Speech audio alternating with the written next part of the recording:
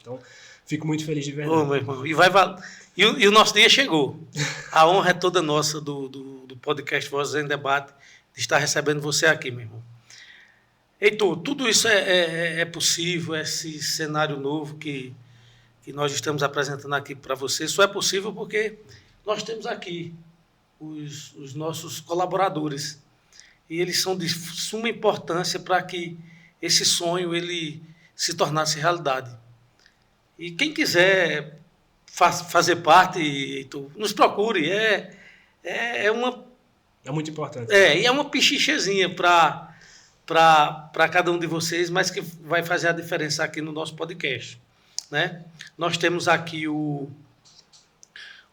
MF, Metal Forte Serralharia, que é fabricação de portões, estruturas metálicas, montagem e manutenção de máquinas industriais, instalação de motores.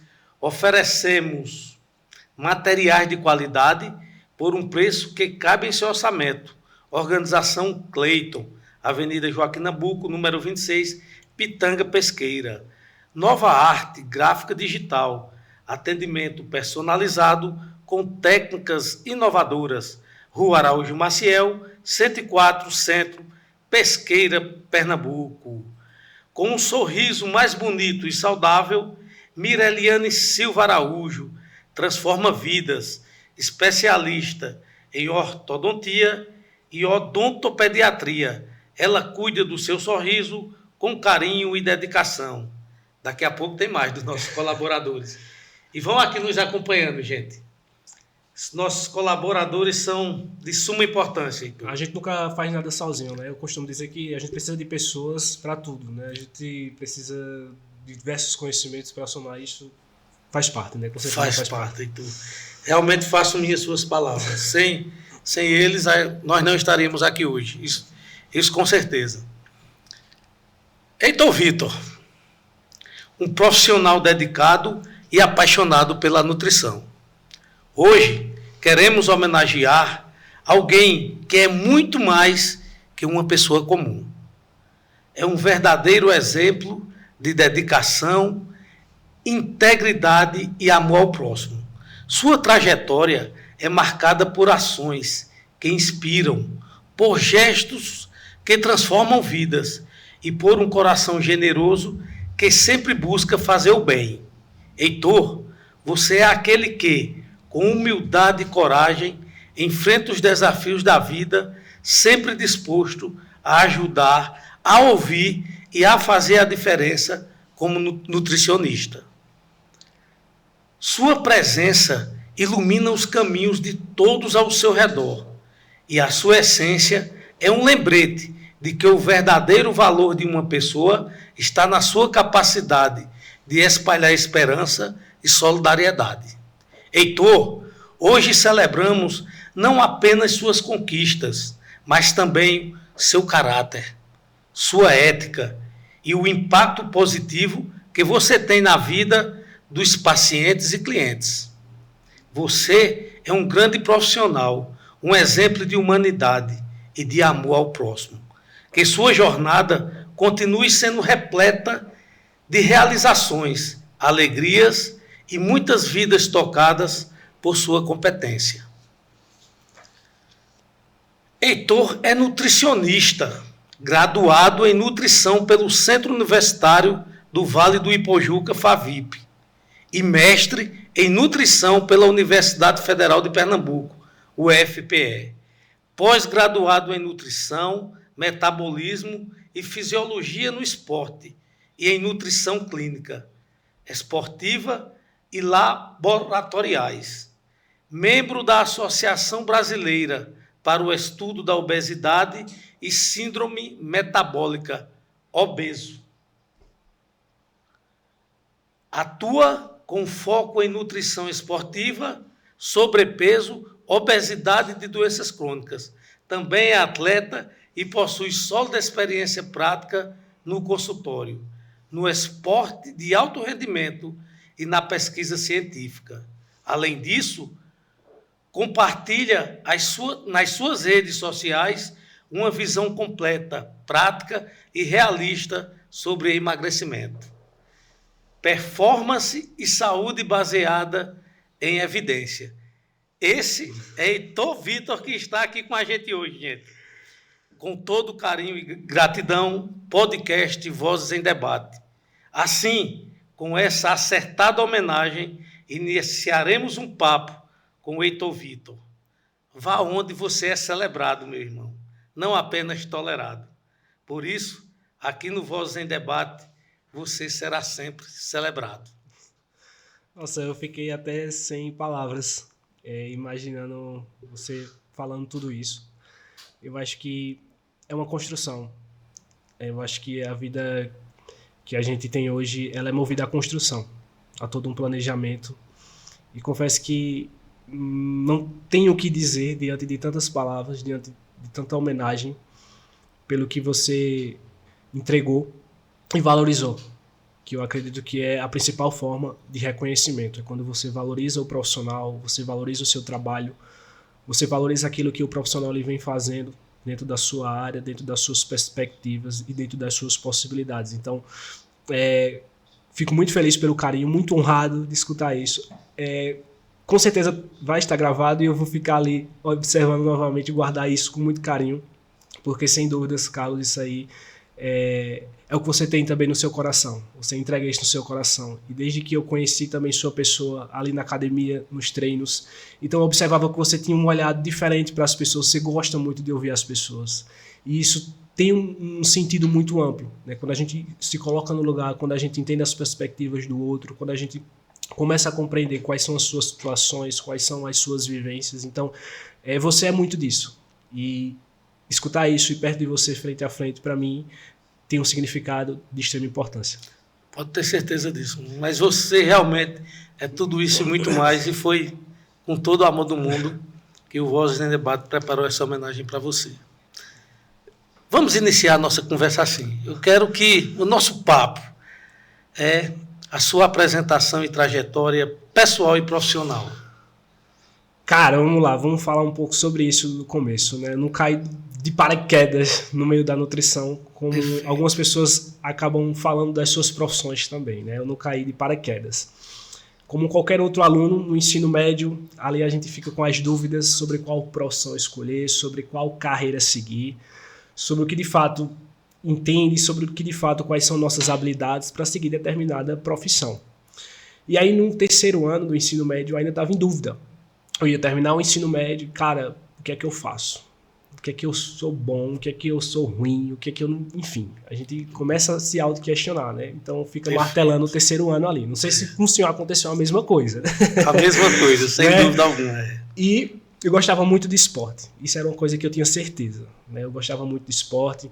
Inclusive, com o seu filho, a gente jogava junto lá na Rosa, isso, lá no campo do Mago, que justamente nos ensinou muito. Então, a gente fazia muito isso. Eu, cara, comentava até com o Cadu Filho, que tá assistindo com certeza, Cadu, um forte abraço para você, craque de bola.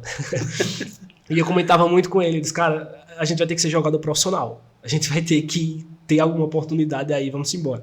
E a gente sempre tirava essa resenha, né? E aí... eu entrei no Pesqueira Sub-20, comecei a jogar algumas partidas e tal. Só que no futebol a gente sabe que tem uma seleção natural, né? Chega uma hora que tem um tempo que você, talvez não seja o caminho a seguir, a gente precisa tentar procurar outras oportunidades. E basicamente foi isso que aconteceu. Então, eu entrei no Instituto Federal, a princípio, para fazer um curso técnico de edificações. Então, a princípio, eu entrei. E aí fui lá, conhecendo muitas pessoas, conhecendo o curso, observando e tudo mais. Só que aí eu via que também não era ali minha praia. A área de exatas, a lei dos cálculos. Então a gente tinha muito contato com isso, com desenho arquitetônico, enfim. E aí eu observava que, cara, ainda não é minha praia, não é isso que eu quero.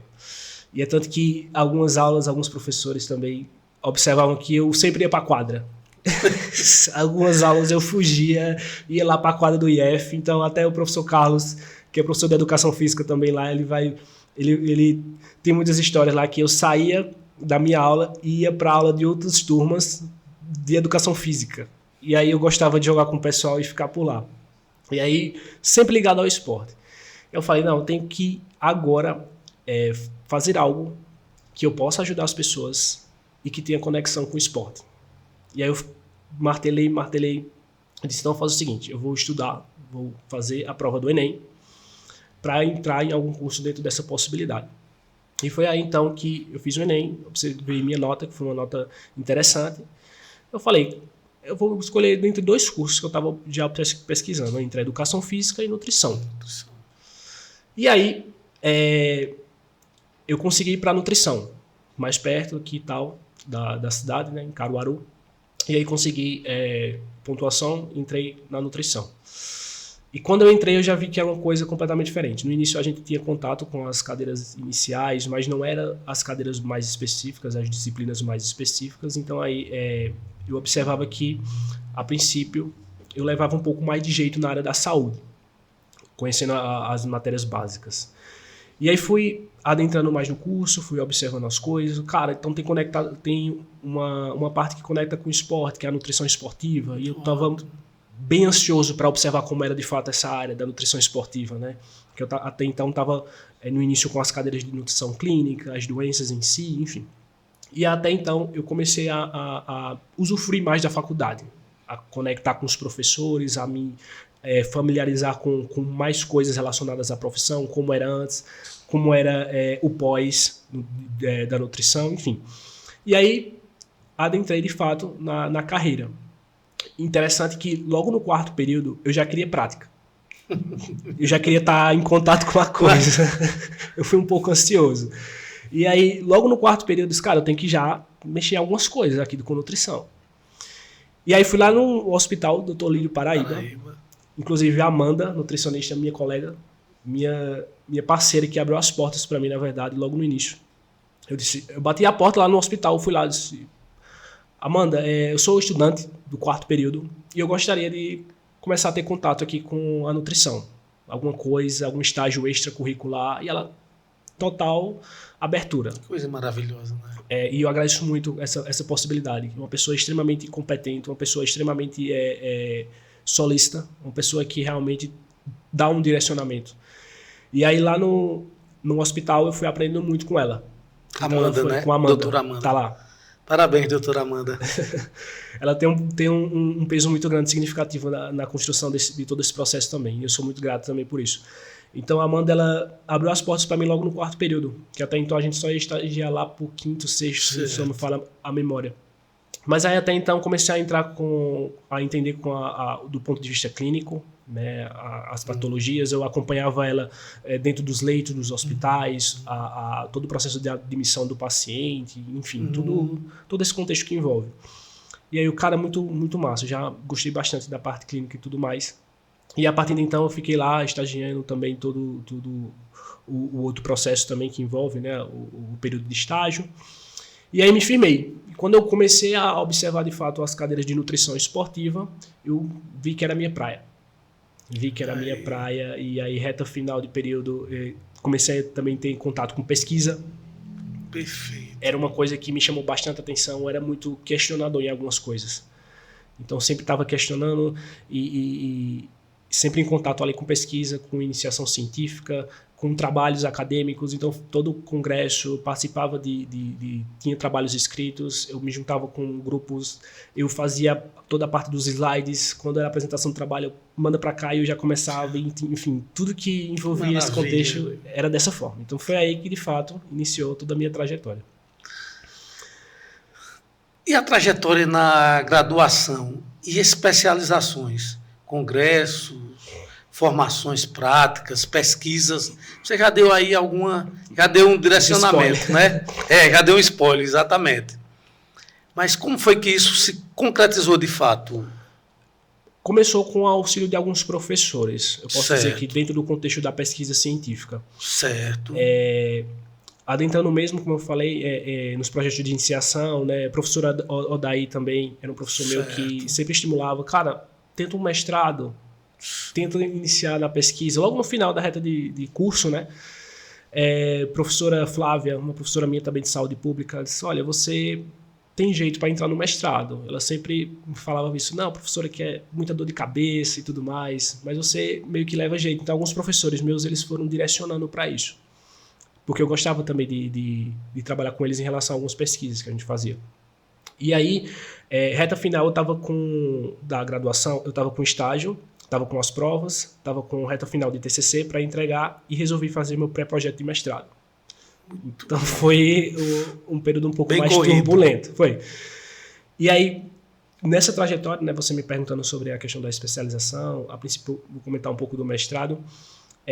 O mestrado ele surgiu na possibilidade que eu estava assistindo uma aula sobre processo de transição nutricional, é quando a gente modifica esse padrão de alimentação, né? Você sai de um padrão natural e passa a ter um padrão mais ocidental, relacionado com o aumento do consumo de alimentos ultraprocessados, industrializados. Então a aula da professora Catarina, inclusive, era sobre isso.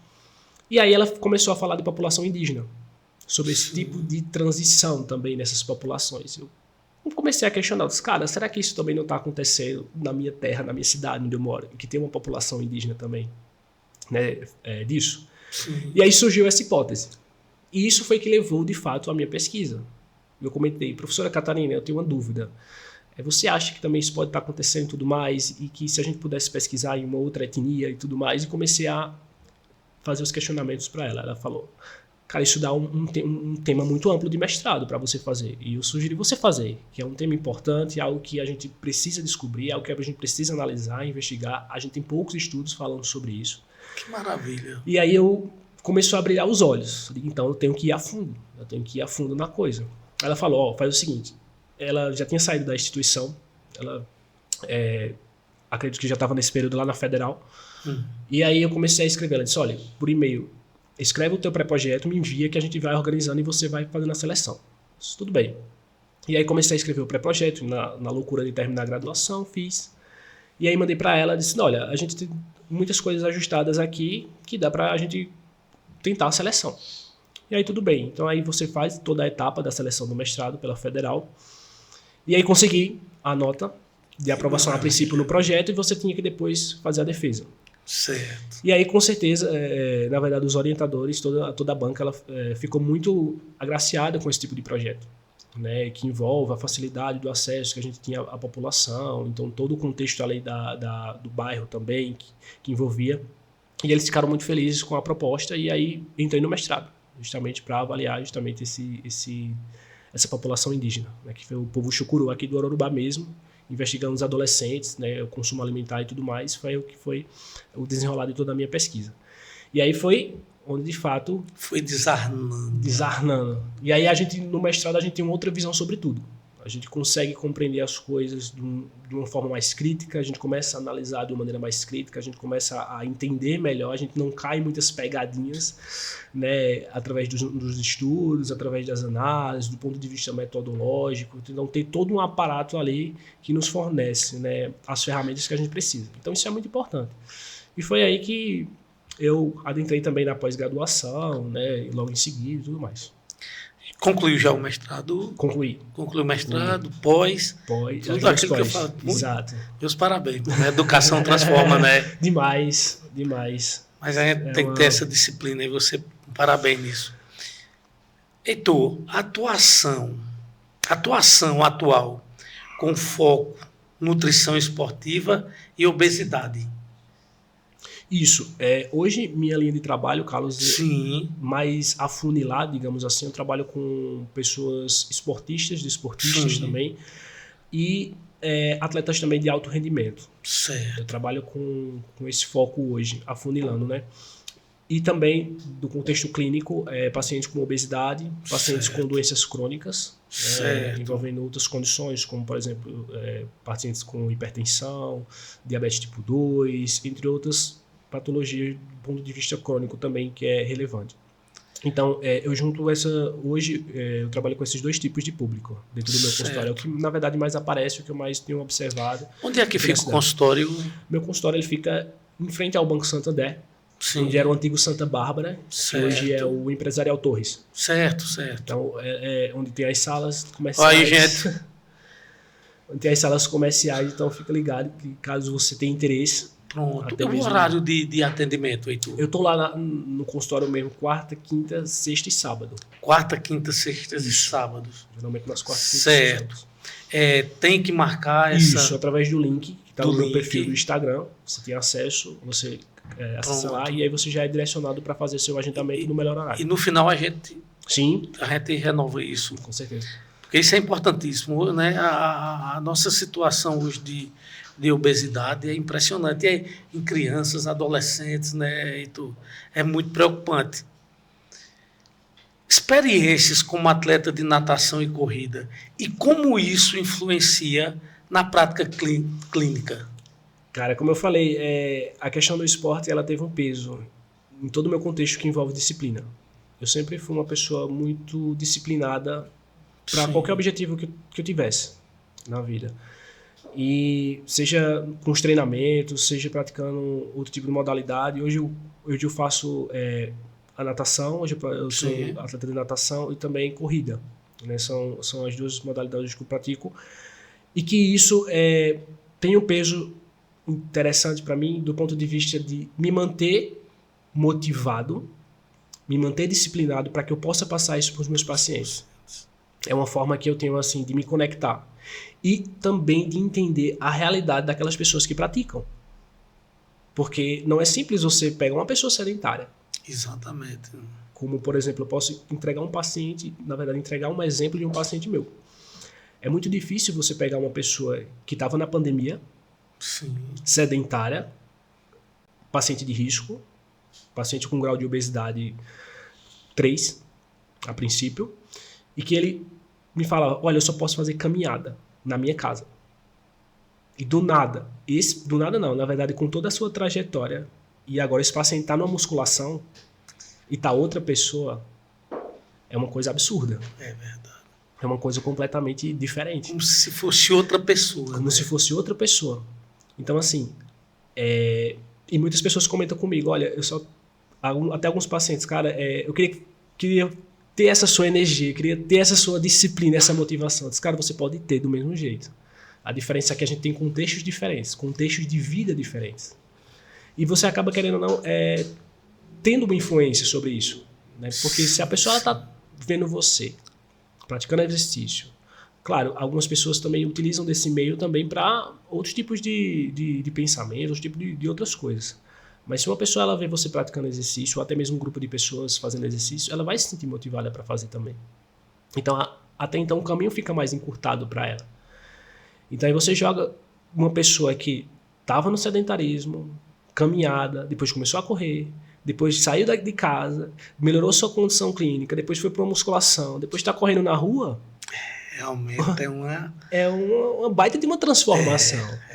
Então, o exercício em si ele tem um peso muito grande, não somente relacionado à questão de saúde em si, mas o exercício como uma ferramenta de disciplina, o esporte como um lado educacional e também formador. Então, quantos e quantos professores a gente tem de educação física hoje que também formam pessoas desse contexto, que saiu de um sedentário, jogou para fazer uma atividade física. Isso é importante.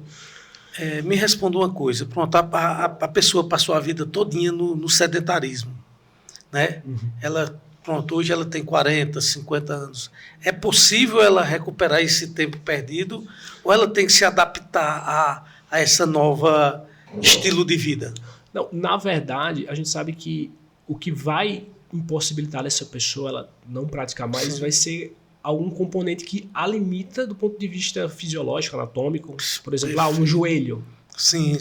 O meu joelho, por exemplo, alguns pacientes que têm uma certa idade, 60 anos, por exemplo, ele tem alguma limitação que o profissional ele precisa avaliar, certo, que possa realmente impossibilitar que ela pratique alguma atividade física. Então, do ponto de vista de limitação, se existe alguma limitação importante, sim, para que essa pessoa ela pratique exercício, então ela vai ter certa dificuldade. Ela vai se adaptar a um novo estilo de vida que ela tem. Mas isso não vai impossibilitar dela... Exato. Ela não vai impossibilitar. É tanto que a gente vê, por exemplo, no esporte, né? A gente vê no cenário mundial pessoas com 103 anos fazendo natação, por exemplo. A gente vê pessoas com essa certa idade e ainda com o mesmo vigor, que como elas falam. Eu tenho o mesmo vigor do que quando eu tinha na minha juventude. Eu já vi vários relatos disso. Então, se existe algum componente que vai limitar, obviamente precisa avaliar. O educador físico, o profissional ali, para adaptar à realidade daquela pessoa. Os exercícios. Exato. Aí a importância de uma avaliação física corporal. Importância. Nesse caso, né? do ponto de vista alimentar e do caso do ponto de vista do educador físico, que é excelente e que é necessário ter. Heitor, obesidade, uma doença complexa e injustamente julgada. Como era que a gente poderia adentrar nesse tema tão complexo? Falar de obesidade hoje, a gente precisa começar a primeiro desmistificar algumas coisas. Perfeito. A gente precisa entender que, sim, a obesidade como uma doença complexa, crônica, certo, de caráter multifatorial e recidivante. Ela vai e volta.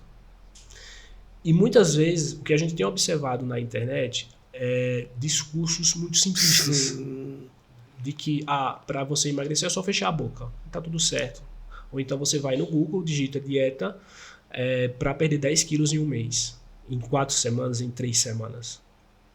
E a gente sabe que hoje o que a gente tem observado é que a tarefa, a princípio, não é perder peso, a tarefa mais difícil assim. Perder peso, eu costumo dizer aos pacientes do consultório, está sendo uma tarefa um pouco mais fácil. Porque você joga uma dieta, você joga lá no Google, você pega qualquer informação e faz ali justamente um déficit calórico, você tem uma perca de peso interessante no início. Agora, o problema maior é você manter esse peso perdido. Como manter esse peso que você perdeu? E como não fugir de um reganho, por exemplo? Correto. Essa é a tarefa mais difícil. Quantos e quantos exemplos a gente não tem daquela pessoa que perdeu peso em determinado período e depois voltou, ou até mesmo voltou o dobro. Então, a princípio, ela conseguiu perder, mas ela não conseguiu manter. E aí começam os julgamentos. Não é pra mim. Eu não consigo. Meu metabolismo é lento. Meu corpo não foi feito para isso.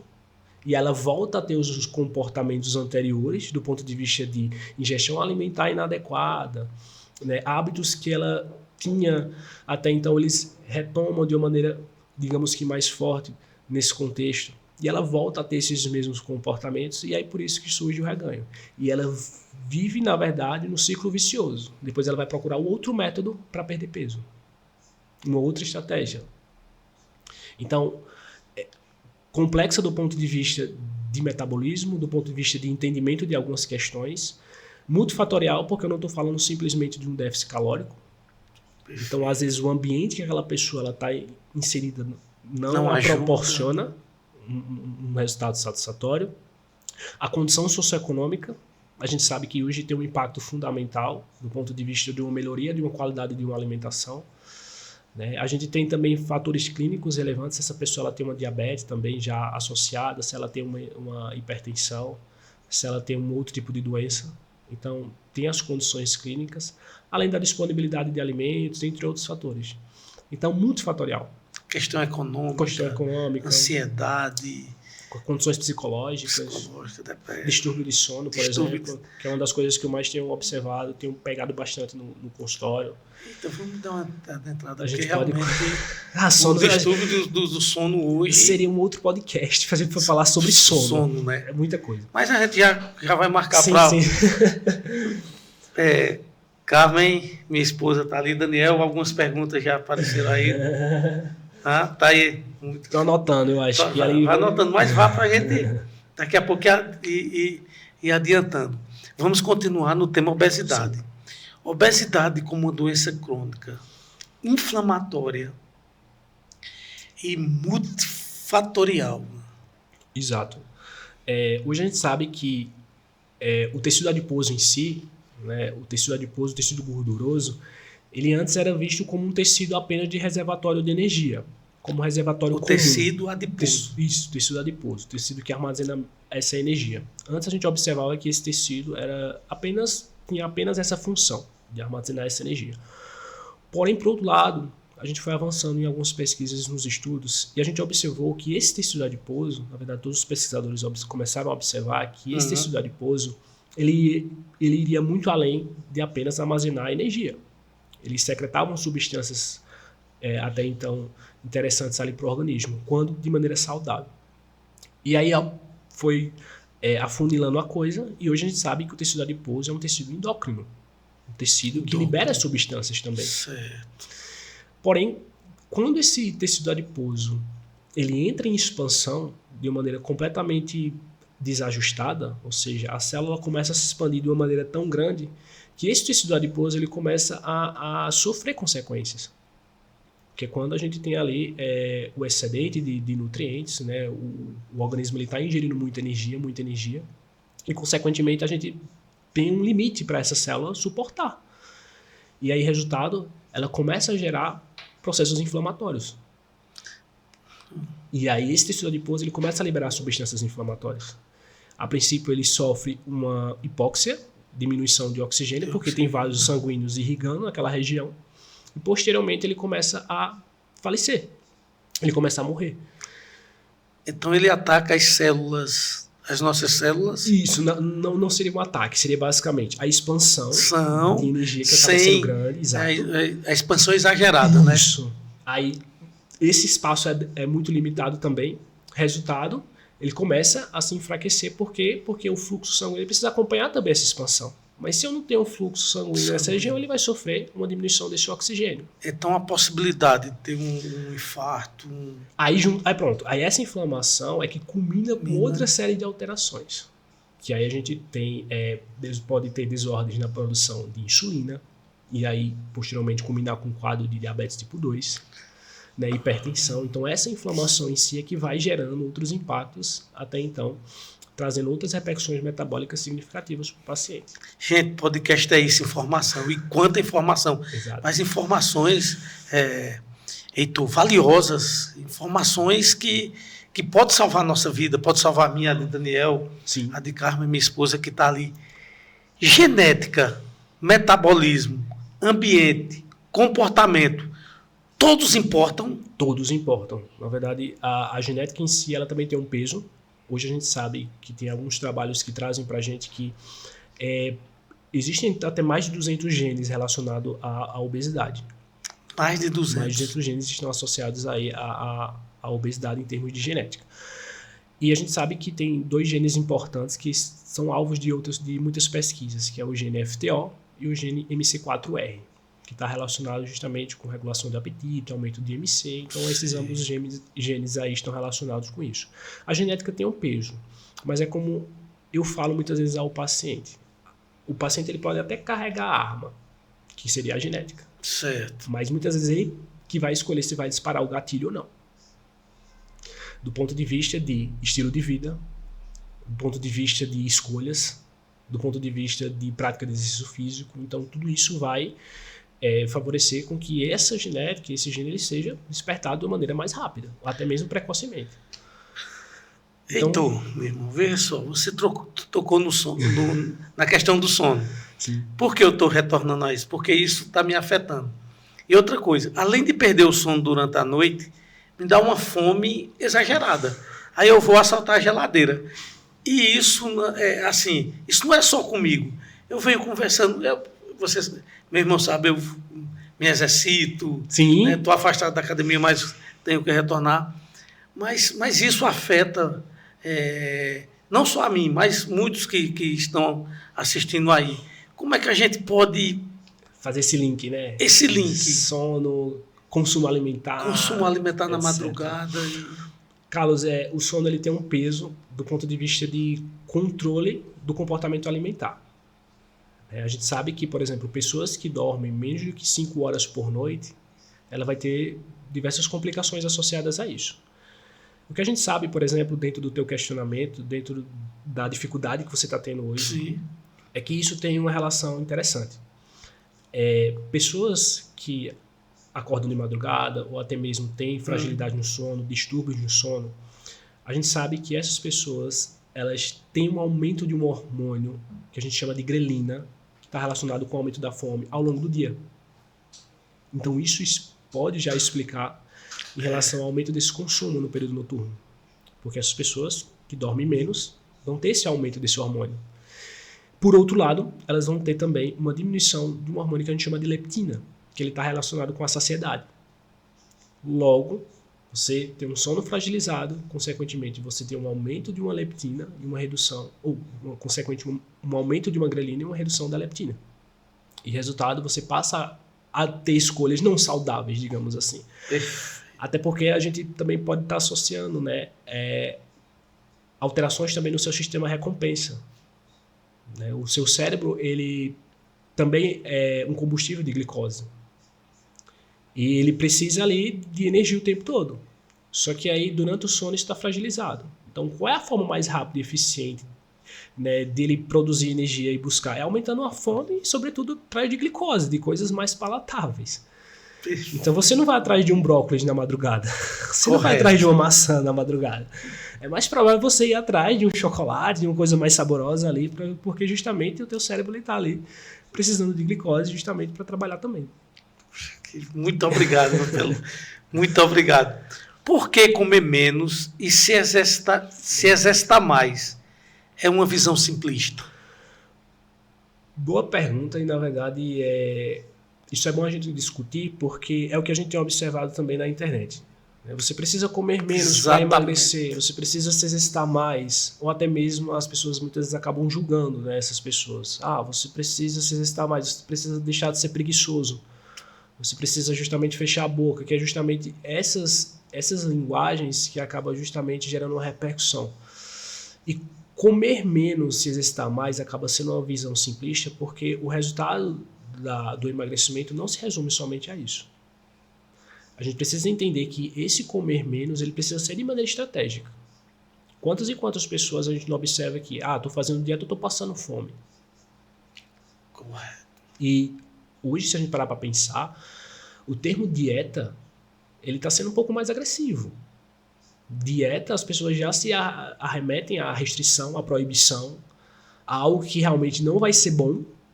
E a gente precisa começar a mudar essa visão. A gente precisa entregar para as pessoas que não é dessa forma. E que o nutricionista, muitas vezes, ele não tem o papel de vilão. Ele não é vilão. O meu nutricionista está proibido de proibido de comer isso. Na verdade, o que o nutricionista precisa fazer é adequar a realidade da alimentação à vivência, aos hábitos também do paciente. Eu preciso entender o contexto, conhecer de verdade o que o paciente ele está me apresentando do ponto de vista alimentar, de quais são as dificuldades, para que eu possa melhorar a sua adesão e que a adesão de fato é que vai dar um resultado. Então, se esse paciente ele consegue aderir bem um planejamento alimentar que seja acessível, que seja dentro das suas condições, que seja dentro das suas possibilidades, qual a chance desse cara acertar vai ser muito grande. Então a chance dele ter um resultado favorável vai ser muito grande. E a gente linka isso, Carlos, com alguns pontos interessantes. Muitas vezes a gente apenas só ajusta pequenas coisas na alimentação do paciente, ele já tem um resultado absurdo. E eu tenho inúmeros exemplos práticos disso. Uma vez, se tem tempo, eu posso até contar um pouco sobre essa experiência de um paciente. A noite é sua. Uma vez, eu recebi um paciente que toda manhã ele precisava de um todinho. Ele comprava caixas de todinho. E vê que massa. E eu perguntei, toda manhã você precisa fazer isso? Ele disse, toda manhã eu já sou viciado nisso.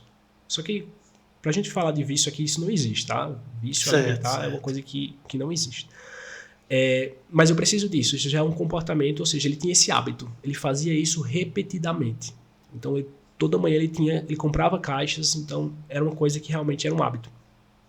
E eu falei, então a primeira forma que a gente vai tentar trabalhar é tentar modificar esse seu hábito, mas você vai continuar da mesma forma. Ele falou, como? Ele achou até estranho, como é que a gente vai fazer isso? Eu disse, olha, a princípio você vai continuar fazendo isso, só que primeiro você vai utilizar outros alimentos. Pode ser eles? Pode. Quais? E eu expliquei para ele. Então, ao invés de você tomar o todinho, a caixa, você vai colocar leite e vai colocar um achocolatado que você queira. Eu trouxe ele para uma proximidade do que ele estava fazendo. Só que de uma maneira, até então, mais saudável. Eu peguei um leite rico em magnésio, cálcio, entrega muita coisa. E já isentei o ultraprocessado. A princípio, se você quer melhorar a sua alimentação, sua qualidade de vida, você já começa evitando os alimentos ultraprocessados. Industrializados.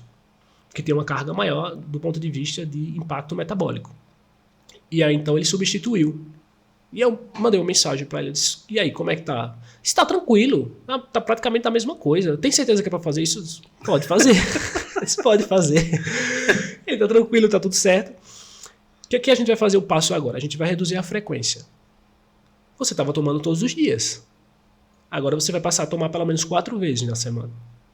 Consegue fazer isso? Ele, consigo. E aí a gente foi trabalhando e ele, não, tá tranquilo, e aí? Tá sentindo falta? Não, tá tudo certo, a gente tá conseguindo, eu tô conseguindo aqui fazer isso e tudo mais. Até deixei de comprar a quantidade que eu tava comprando. Ele ainda tava, às vezes, escapulindo, claro, porque é um comportamento, é um hábito que a gente vai trabalhando. E depois a gente foi reduzindo a frequência. E esse cara não sente nem mais falta disso. Ele praticamente retirou tudo. Hoje essa pessoa, ela toma um café da manhã normal, sem precisar do todinho. Carmen, e aí? Tem. Vai continuar, tá? Vai continuar. E aí, Daniel? Então. Enquanto Carmen não.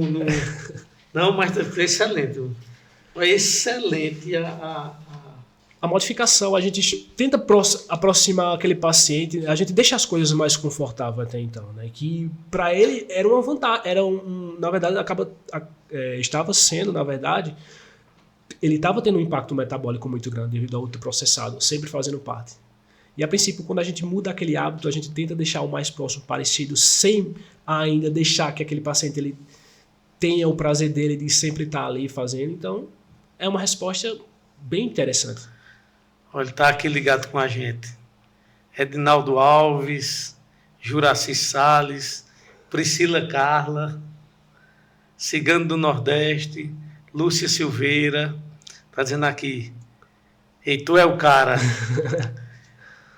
Então, temos aqui alguns dos nossos colaboradores, Hotel Acauã, Tradição e Conforto, faça sua reserva no melhor da cidade e região, Campos Supermercado, a maneira certa de economizar, Rua Barão de Vila Bela 207, Henrique Motopeças, fazendo acontecer, estamos localizados na Praça Jurandir de Brito, número 36, Centro Pesqueira, Unopar, Anhanguera, Colégio Sensg, Polo Pesqueira, funcionando no mesmo espaço, 2 polos de educação, no mesmo endereço. Comece a estudar e transforme sua carreira. E vamos continuar aqui. Está aqui também nos acompanhando, Heitor. Daiane Cardoso e Carla Alves, meus parabéns. São minhas pacientes, queridas. São, pronto. Estão de parabéns, vão estar ali neném aí. Estão aqui com a gente. Aqui, ó, estão com a gente aqui, Rutinha, minha sobrinha lá em Recife, minhas irmãs Márcia e Lígia, Gracinha lá em Santos, está nos acompanhando também, Robson e Simone, Paulinho de Paulo Melo, Roberto Brito e Roseli aqui na frente, Alex da Feijoada, a melhor feijoada do Brasil, Tarcísio Dantas, Genival Poeta, Ezequiel e Dani, advogados, Matheus lá em Alagoas Literária, Cecília e Nicole estão aqui com a gente também, Júnior taxista, Evanildo, que é meu irmão de farda, Edjailson, e por aí vai. Tem mais alguém aí? Tem? Quer mandar agora? Tá certo. Meu irmão, que conversa maravilhosa, que papo maravilhoso, esclarecedor. Tratamento além do peso. Algo que a gente pode se adentrar muita coisa quando a gente fala do tratamento além do peso, né? O foco principal das pessoas com obesidade sempre vai ser a balança, né? Eu preciso me pesar para ver quanto estou perdendo. E a gente sabe que muitas vezes isso parte do princípio das metas. Muitas vezes as pessoas elas acabam criando metas que não são realistas. Eu preciso perder 20 quilos para que eu possa chegar num peso ideal. E muito cuidado com isso, as pessoas que também estão nos ouvindo. Porque o peso ideal, ele praticamente não existe, tá certo? Quando eu estou falando de tratamento para a obesidade, hoje, a gente tenta trazer o paciente, até então, para redução de fator de risco. O quanto que aquele peso excessivo, ele está trazendo risco, e o quanto que a gente precisa reduzir do ponto de vista para aquela pessoa ela ter um padrão metabólico melhor. Que ela não crie uma margem gigante. Eu preciso perder 20 quilos para chegar num peso ideal. Até porque tratamento de obesidade não se resume à adequação de IMC. Certo. A gente não precisa pegar uma pessoa com quadro de obesidade e obrigatoriamente, você precisa chegar no estado de eutrofia. Isso é fazer com que o paciente seja tratado apenas com o critério do IMC. E não é. A gente sabe que tem mais condições interessantes que são necessárias, que precisam ser avaliadas. Então, a gente sabe que uma perca de peso de 5 a 10% do peso inicial, ele já tem uma melhora metabólica significativa. Ele já tem melhora em algumas comorbidades, como, por exemplo, se ele tem um triglicérido elevado, se ele tem, por exemplo, um contexto de resistência à insulina. Então, a gente já tem melhoras em alguns parâmetros significativos. Então, vai muito além do peso, porque as pessoas acabam focando apenas no peso. Mas eu preciso trabalhar mudança de comportamento, eu preciso fazer com que aquela pessoa enraize novos hábitos alimentares, eu preciso fazer com que ela tenha também, do ponto de vista de melhora de escolhas alimentares em certos ambientes. Então, tudo isso favorece. Na verdade, é um conjunto desse estilo de vida e não foco apenas no peso. Isso é que, de fato, é o tratamento a ser seguido.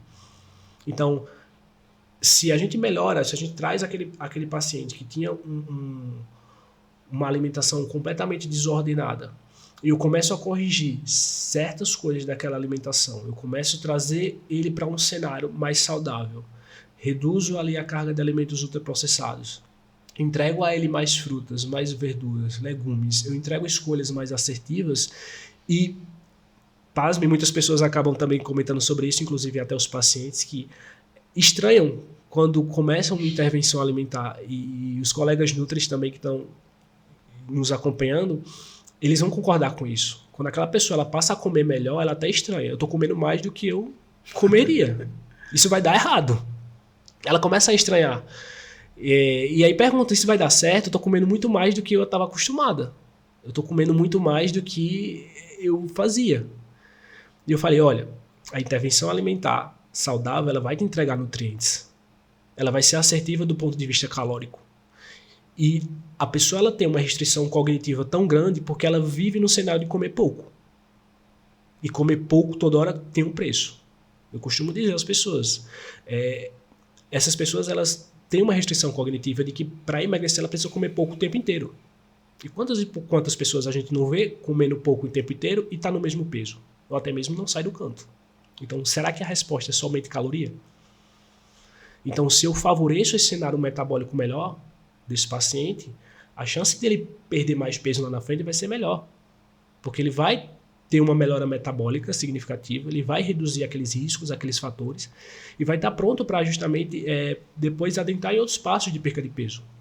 Então, esse cenário metabólico ele vai estar totalmente favorecido.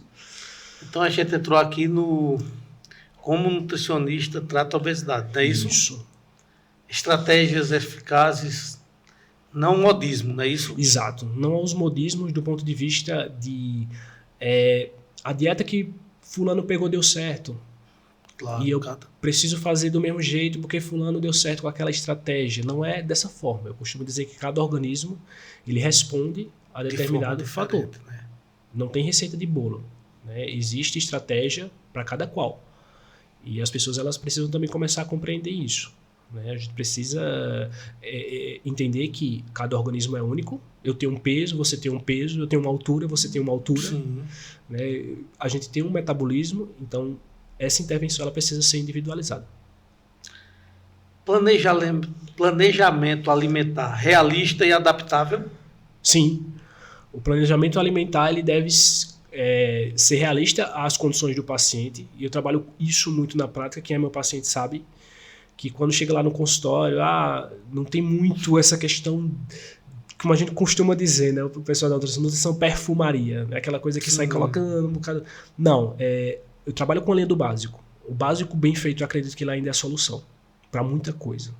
Então, se você gosta de cuscuz, se você gosta de feijão, se você gosta ali de um preparo que sua família faz, que você tem esse costume, que você tem esse hábito há muito tempo, e você chegar uma pessoa, olha, você está proibido de comer isso. Vê que problema choque, que a gente arruma, né, em relação, e vê que choque de realidade completamente diferente. Nossa, simplesmente porque está proibido, porque é uma estratégia. Não existe. Eu acredito que dá para incluir dentro do contexto alimentar favorável, claro, que atinja as necessidades, que seja de acordo, que tenha um porcionamento.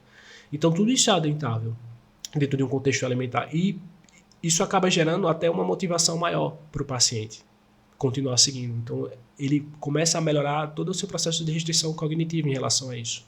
Eu não preciso proibir, eu preciso só me controlar em relação a isso, em relação a essas coisas.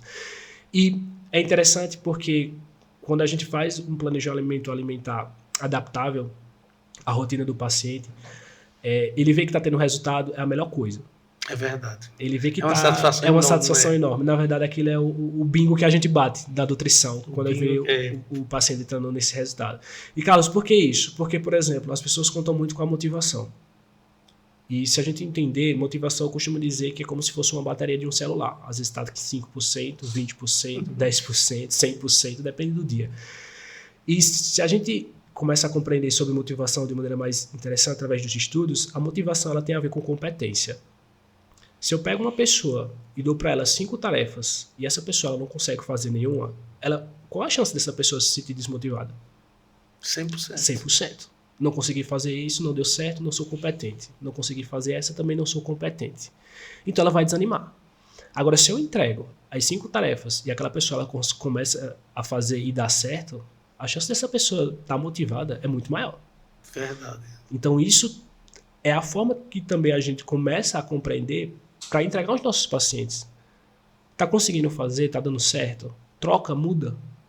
Tá ficando melhor? A quantidade tá ajustada? Não tá? O que é que tá errando? O que é que tá pegando? Então você começa justamente a entregar ferramentas para o paciente, ele começa a ficar mais motivado em relação a isso. Mudança do estilo de vida, né? Mudança do estilo de vida, exato. Nutrição esportiva na prática, do amador ao alto rendimento. Como é que você diferencia aquela pessoa que está passando do amador para o alto rendimento e de motivar esse alto rendimento a se transformar numa excelência? Isso é algo que eu também trabalho na prática, né? Eu acompanho atletas de alto rendimento. A diferença de um atleta amador para um alto rendimento é que, claro, o alto rendimento, o cenário dele, o leque é maior. A cobrança é maior. O alto rendimento, ele tem espaço para pouca falha. Espaço para pouca falha. Para poucas falhas. O amador não. É aquele atleta que não vive do esporte. Aquele que pratica por estilo de vida, né? Aquele que tem outro tipo de trabalho. Já o atleta de alto rendimento não. Ele vive do esporte, como a gente costuma dizer. E ele é mais cobrado em relação a isso. Então, ele também trabalha na dificuldade. O atleta de alto rendimento, ele tem que buscar patrocínio, ele não tem um apoio que muitas vezes merece, ele não é valorizado muitas vezes da forma que merece. E aí, quando o resultado não vem, às vezes ele pode perder um patrocínio, pode deixar ele mais frustrado, e ele vive daquilo o tempo inteiro. O amador não, se você erra em uma competição, tá tudo certo. Ele vai para outra, normalmente, mas o alto rendimento, ele fica martelando o resultado, e muitas vezes ele treina, e o resultado também não chega. E aí cabe os questionamentos, a equipe multidisciplinar, existe uma equipe por trás no alto rendimento que trabalha, então tem um psicólogo, tem um fisioterapeuta, tem todo um aparato ali para aquele atleta de alto rendimento performar da melhor forma. E o cenário amador é justamente nesse contexto, né? A pessoa está ali praticando, ele não tem uma certa cobrança, não tem aquela responsabilidade. Não tem aquela responsabilidade, não tem aquela transparência, digamos que obrigatória que precisa existir no alto rendimento. Então, isso é o que diferencia. E, do ponto de vista nutricional, isso também diferencia. Sem dúvida alguma. Né? Uma coisa é a gente pegar um atleta amador que só treina uma vez no dia, ou até mesmo 2 no máximo. Uma coisa é a gente pegar esse tipo de atleta, na verdade, esse praticante amador. Uma outra é a gente fazer um planejamento alimentar para um atleta de alto rendimento que já tem um mês pronto de treinos e que muitas vezes treina até 3 períodos no dia. Então, tive um atleta que, se você observar a planilha dela de treinos de um mês, é coisa absurda para o nível que é exigido em cenário internacional, em competição importante. E a logística e alimentação é todo um planejamento, todo detalhado, é muito mais detalhado. Né? Então, às vezes a gente precisa também individualizar.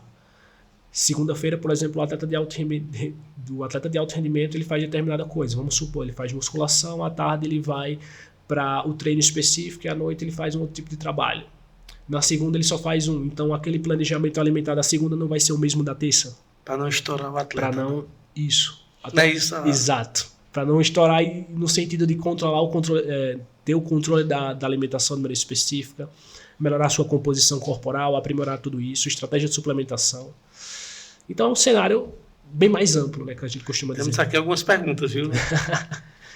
Vamos embora. Eu gosto da sabatina. Vamos. Essa sabatina, aqui falando mais um pouquinho dos nossos colaboradores, sim. Heitor. Talentos Estofados, o melhor estofado da sua cidade e região, fabricação própria, Pesqueira Arco Verde, Belo Jardim, Caruaru. Daniel Filmmaker, a produção de Hollywood, bem pertinho de você. Esse eu recomendo. Doutora Eduarda Galvão, cirurgiã dentista, competência e compromisso com a saúde bucal. Está nos assistindo. É minha filha. Grapel, pontualidade e responsabilidade. Localizado na rua Vigário Espinosa, número 112. Farmácia Tradição, cuidando de você com amor. Na Farmácia Tradição, sua saúde é a nossa prioridade. Farmácia Tradição, tradição em cuidar de você. E tá vindo novidade aí da Farmácia Tradição. Opa! Tá vindo uma novidade aí, eu já entrei em contato com o Pelé. Sim. E a gente vai ter desconto especial quando falar do podcast lá. Olha aí, que massa. Obrigado, meu irmão Pelé. Transforme sua beleza com Dágila Siqueira, a farmacêutica esteta que entende suas necessidades. Beleza com segurança, Dágila Siqueira. TS Engenharia e Construção, o sonho da casa própria ao seu alcance. Você sonha, a TS Construção realiza. Organização Devlin Torres. Show de bola. Tarcísio Dantas, lá na Coab 2. Meu irmão, boa noite, Tarcísio. Obrigado por estar aqui conectado com a gente. Como se sabe a quantidade de água para beber diariamente? Boa pergunta, Tarcísio. Cara, boa pergunta também em relação a isso. Muitas pessoas têm dúvidas a gente falar sobre hidratação, na verdade, né? Existe um cálculo que a gente faz, um cálculo de bolso, super tranquilo também, que algumas pessoas elas podem fazer tranquilamente em casa. Você pega o peso e multiplica por 35 ou 40. Isso vai dar a quantidade de litros que você vai precisar ingerir.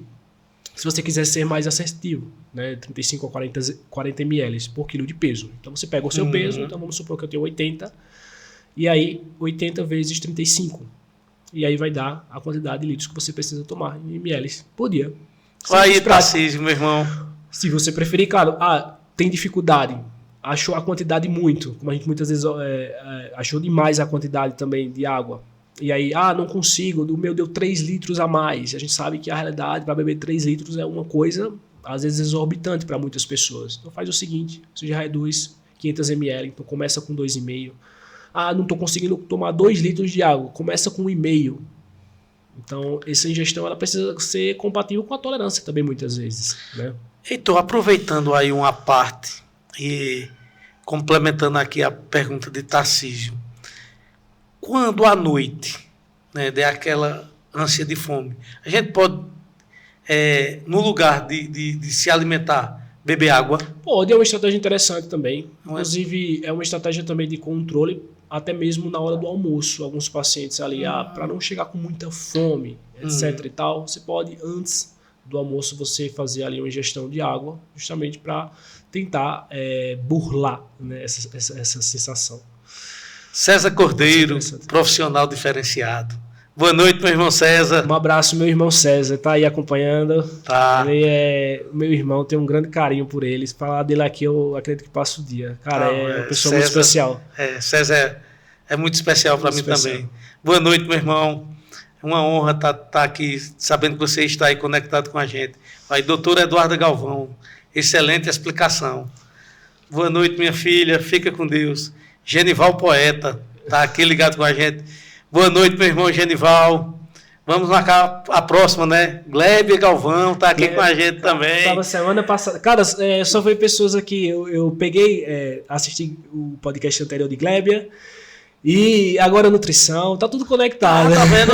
E tem espaço para tudo, né? Para tudo, né? Vê que coisa maravilhosa. O Wallace, PDAD, aqui é meu irmão de fada.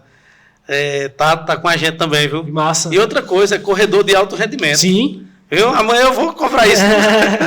Omar Fraga, filho de Fraguinha, sim, de irmão de Rafael, sim, de Júnior. E Omar Fraga tá na nossa lista para vir aqui que também, massa, viu? Tá. Tem muito a contribuir também. Marcelo Nejaim, advogado. Sim. Marcelo também está na nossa lista. Marcelo Pai. Marcelo Pai. Que Deus ilumine tua família, meu irmão. Deus abençoe. Mago Cabeleireiro. Eita, Mago Cabeleireiro ali na Praça Jurandir de Brito. Muito obrigado, meu irmão, por acreditar no nosso trabalho. Antônio Mota. Sim. Aqui, Toninho do Banco do Brasil. Ô, Toninho, muito obrigado, meu irmão. Massa. Fica com Deus aí, viu? Um abraço em todos. Hamilton Dentista, nosso querido eterno dentista, né? Muito obrigado, meu irmão Hamilton. Laís Galvão, minha sobrinha, vai estar aqui também com a gente. Ótimo, coisa boa. Silas Enfermeiro, Silas. Meu irmão, muito obrigado, Silas. Dilma de Porção, Dilma vai estar aqui com a gente também, falando de educação. Massa. Viu, Dilma? Tá aqui em breve, chega aí o convite de Osmar Avelino. Eita, que poeta maravilhoso. Teve aqui com a gente também Leila da Farmácia. Leila da Farmácia é impressionante. Ela não perde uma edição. Que bom. Olha, da primeira até a atual, hoje são a 19ª, né, Daniel? A 20ª hoje, né? A 20ª. Leila assistiu a todas. Vai ter um brinde especial, minha querida Leila. Nielson está nos acompanhando também. Um abraço para você, Nielson. Nielson ele também acompanha um paciente meu, paciente com história incrível também. Nielson vai estar aqui com a gente também. Massa. Ele não pôde estar aqui no primeiro convite, mas está na nossa lista. Excelente pessoa. Gente, muito obrigado por essa participação. Agora, tudo isso, gente, só é preciso porque nós temos os nossos colaboradores. Sim. Eu tenho que enfatizar muito isso. A FACETEP transforme seu sonho em realidade. A oportunidade que você esperava está aqui, bem pertinho da gente, aqui em Pesqueira. Basta dar o primeiro passo. O universo da festa, do nosso amigo Eduardo e Dona Karina, transformando sonhos em celebrações inesquecíveis. Praça Dom José Lopes, número 26, Centro, ali ao lado da Catedral. Muito obrigado, Universo Festas, por confiar no nosso potencial. A pergunta da Coca-Cola. Sim, temos aqui uma pergunta. Manda lá. De Daniel. Algum suco, porque tem muito de açúcar. Como é que você vê essa questão?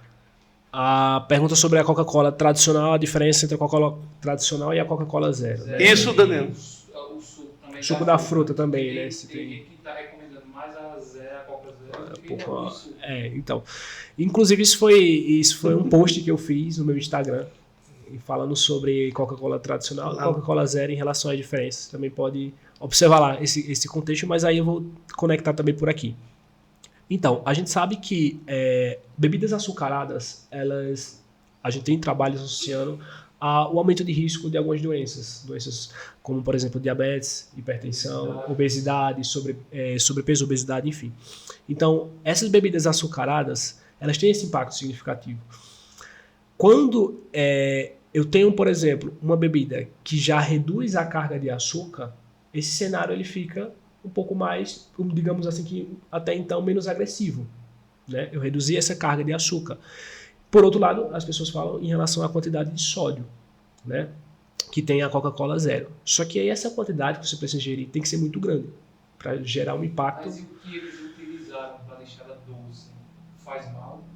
No caso, existem os adoçantes, né? Como, por exemplo, o aspartame e o acesulfame K, que são os mais utilizados. Que até então... Então, a Anvisa, ela estabelece os limites de recomendação adequada. E aí, como eu falo, precisa ingerir uma quantidade muito grande para realmente ter um impacto significativo metabólico. Até então. E a gente sabe que os usos de adoçantes, eles são seguros. são estabelecidos pela Anvisa, são adoçantes seguros, desde, como eu falei, sejam respeitados os limites de ingestão. Então, se você usa pontualmente, se você faz a ingestão pontualmente, Coca-Cola Zero aqui em determinada ocasião, tá tudo certo, você não vai ter muito problema. Tá certo? Se torna até melhor do que o açúcar. Exato, porque Se for pontualmente. exato, né? A gente tá falando, mas não deixa de ser ultraprocessado. E o que a gente recomenda é evitar alimento ultraprocessado. E o suco? Aí a gente tá falando, aí a gente tá falando, exato, aí a gente tá falando do suco da fruta em si. Que eu tô falando, por exemplo, o que é que impacta nesse suco? É a quantidade de açúcar que você vai colocar. Tem gente que não vai simplesmente utilizar o suco puro, né? Tem gente que vai colocar uma carga de açúcar ali. Se é uma pessoa que, por exemplo, está tentando trabalhar um déficit calórico, isso pode gerar um impacto do ponto de vista calórico, eu tô falando. Mas é algo natural. Se eu pego a fruta, se eu extraio ela, utilizo... Não seria assim, tipo, o mais pior e o menos pior desse jeito?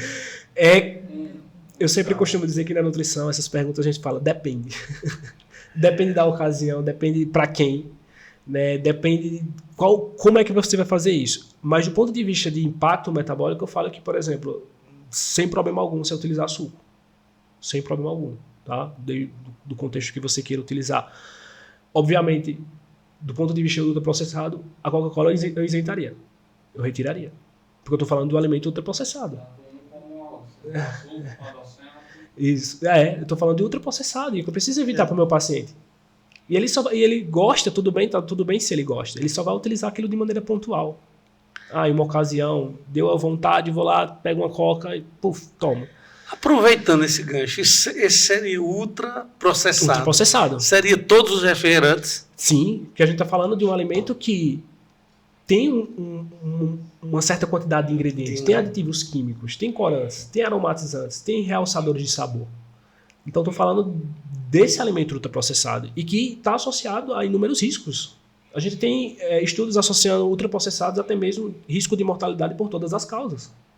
O suco só tem o açúcar. E o suco eu estou falando de um componente natural e que muitas vezes as pessoas têm medo de ingerir fruta. Porque tem frutose, etc. E são os discursos mirabolantes, muitas vezes, que a gente observa por aí.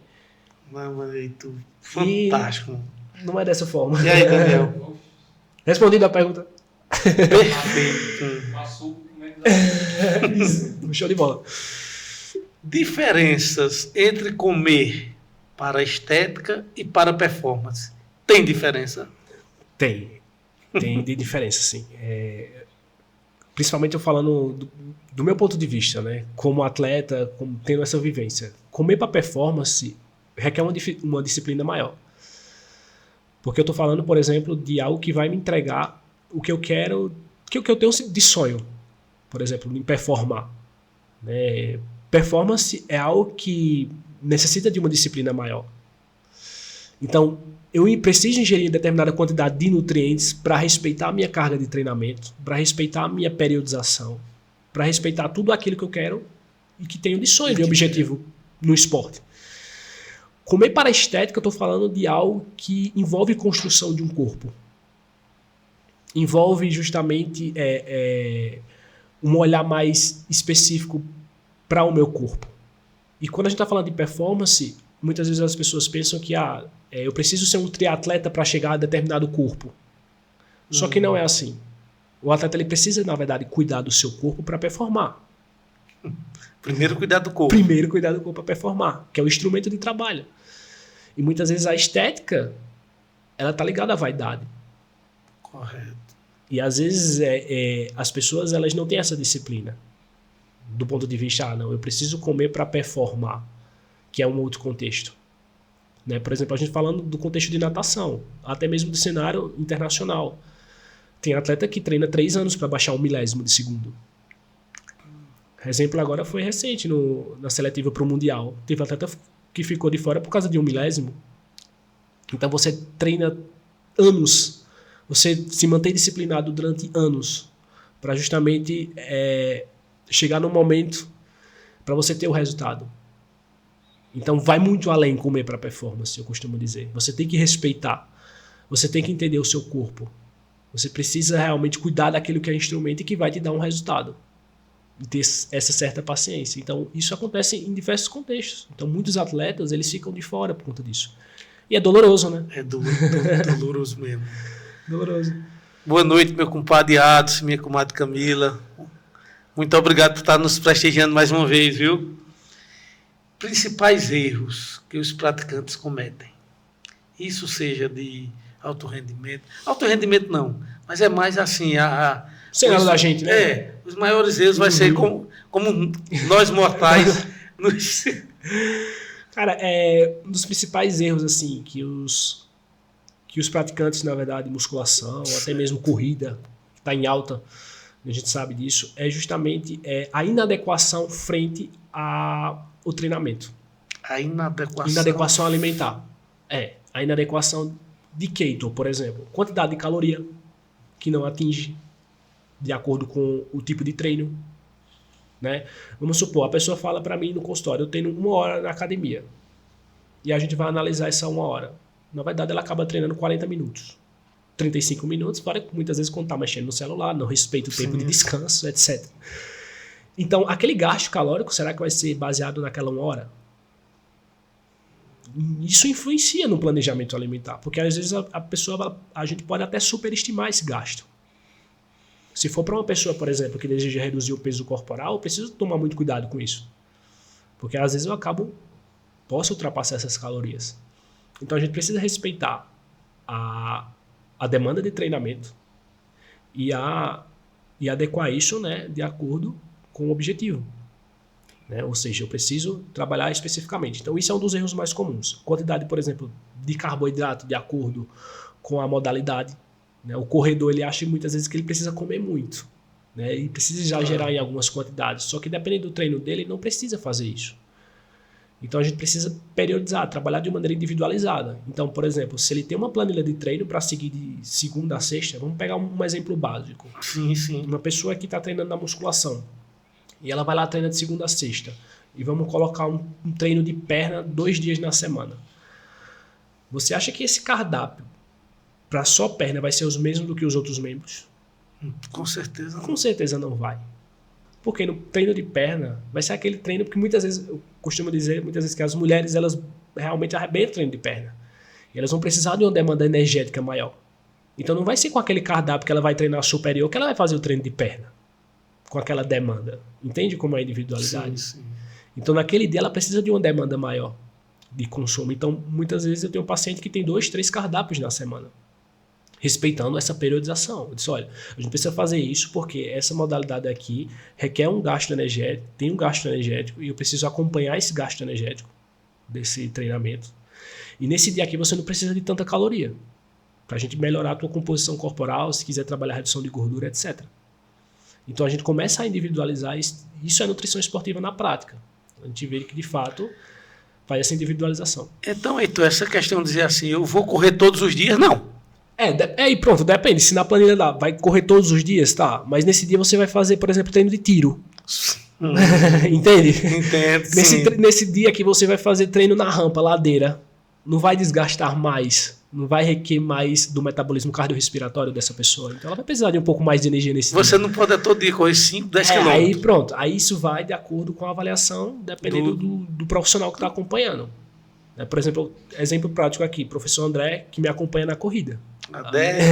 Boa noite, Dé. Sem comentários, professor André. Não preciso nem falar. Então ele me acompanha. Então eu tenho uma planilha periodizada, de segunda a sábado.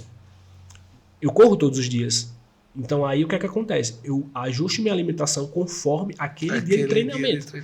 Tem dia que, por exemplo, eu faço 5 km leve. Não é a mesma coisa de fazer 10 tiros de 400 com intervalo de 2 minutos. Entende como é? Tu maltrata, né? Entende como é a periodização? Então a necessidade é diferente. E como é sutil, né? Como é sutil para você desenvolver. Nutrição esportiva é detalhe. Nutrição esportiva é tudo. É tudo.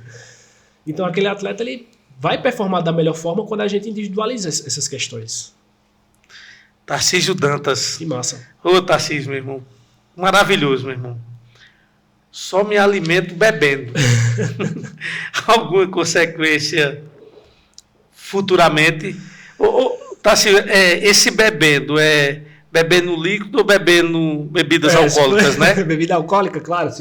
Digo logo se for bebida alcoólica. Sim, pronto. Então, responda as duas. Tá, vamos né? lá. Ó, vê, só me alimento bebendo. Vamos dizer que só se alimento bebendo bebida alcoólica. E depois você me responde sem ser bebida alcoólica. E há alguma consequência futuramente? Sim, vamos lá. É um costume, né? Até de algumas pessoas que só se alimentam ingerindo algum tipo de líquido. Por exemplo, no almoço, né? Até mesmo no café. E quando a gente está falando disso, por exemplo, eu no almoço só me alimento tomando suco. Sim. Ingerindo suco. Consigo minha digestibilidade. A princípio não tem nenhum problema. Não vejo problema em relação a isso. Tá? Certo. O que pode atrapalhar, por exemplo, se você deseja reduzir o peso corporal, se você, claro, está trabalhando no processo de emagrecimento, é que essas calorias elas podem aumentar. Dentro do seu contexto geral, Sim. esse saldo ele gera um balanço positivo. Você está ingerindo mais calorias do que você está gastando. Suco, né? Suco, pronto. Suco, Tarcísio. Pronto, beleza. Então, provavelmente é um hábito que ele tem na hora do almoço, por exemplo. Pronto. Então, ele está ingerindo o alimento e tomando o suco. Então, a princípio, nenhum problema. Certo. Claro, a menos que ele tenha um problema relacionado à digestibilidade. Ele fica com a sensação de empachamento, o abdômen um pouco mais estufado, aquela digestão um pouco mais lenta. Então, aí seria interessante evitar. E priorizar a fruta in natura, normal, por exemplo. E tinha um período de tempo para esse suco, vamos dizer, depois do almoço? Depois do almoço, eu consideraria até então 1 hora e meia. 1h30. Tá, respeitando esse tipo de digestibilidade. Aí, claro, se ele quer reduzir o peso, então, como eu falei, ele pode estar ingerindo mais calorias ao longo do dia. Esse saldo ele pode ter uma carga positiva e isso pode atrapalhar. Perfeito, Tarcísio. Mais uma vez, muito obrigado, meu irmão. Aqui, olha, planejamento alimentar priorizado de acordo com o ciclo de treinamento. Exato. Muito bem explicado. Eu tocou nesse assunto. Outro assunto polêmico que vira e mexe, todo mundo tá. Vamos entrar. Suplementações. Que massa. E dúvidas. Que massa. Pessoal de suplementação aí, quem tiver. Daniel. Pode mandar sobre suplementação alguém. Suplementações. Cara, suplementação, a gente vê que o mercado ele cada vez está mais apelador. Quando a gente vira e mexe, fala de suplemento. É suplemento para muita coisa, é suplemento para melhorar a disposição, é suplemento para melhorar a libido, é suplemento para deixar mais forte, é suplemento, enfim, para muita coisa. A gente precisa tomar cuidado do ponto de vista de suplementação, porque suplemento, primeiramente, ele precisa ser prescrito pelo profissional habilitado. Certo. Né? O profissional ele precisa ter conhecimento. Segundo, a gente precisa entender para quem é o suplemento, qual é o objetivo, o que é que a gente quer que aquele suplemento faça no organismo, em termos de benefícios, e ajuste de dosagem, e tem 1 hora para começar e tem 1 hora para terminar. Né? Suplemento é uma coisa séria. A gente vê muitos problemas relacionados à suplementação, quando as pessoas utilizam de maneira errada, as pessoas compram realmente de uma maneira errada, e a gente vê muitos problemas relacionados a isso.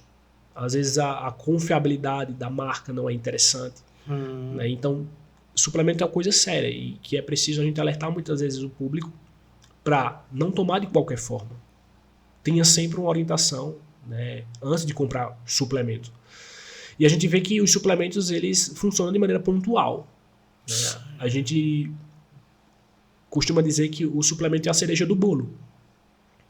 Quando eu estou com minha base ajustada de alimentação, é que eu venho e utilizo um suplemento, seja necessário ali para qualquer objetivo, dependendo do contexto. Então, a gente primeiro ajusta a base, o que de fato é mais importante, alimentação, periodização, envolvendo o contexto de treinamento, e depois a gente vai para a parte de suplementação específica. Porque não adianta, as pessoas acabam muitas vezes invertendo essa base.